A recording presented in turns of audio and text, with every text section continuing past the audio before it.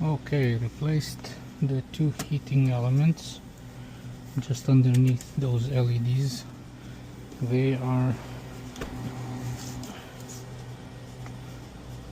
look like that. This one is a faulty one, so there's one right here behind. That was challenging to put in and still coming out a little bit, but this is the best what I can do. And then same on the other side.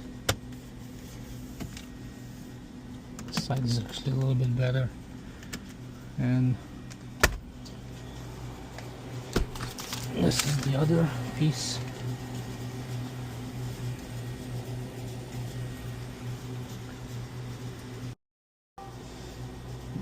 So this is the instructions how to replace the heating element. So as you can see, you have to remove all the trim pieces, LEDs on each side. You can see it's coming out, but I don't think it's gonna fall, but we'll see. Worst case, I'll put it on the glue next time. So this is the heater. So when I came here, it was all lots of ice build up right here because the heater was not working. So what I've done, I corrected it, and now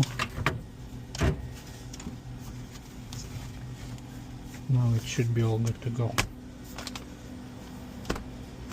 Well, there's instructions here that you have to remove the plastic covers, see the sleeves and all this stuff, how to remove it.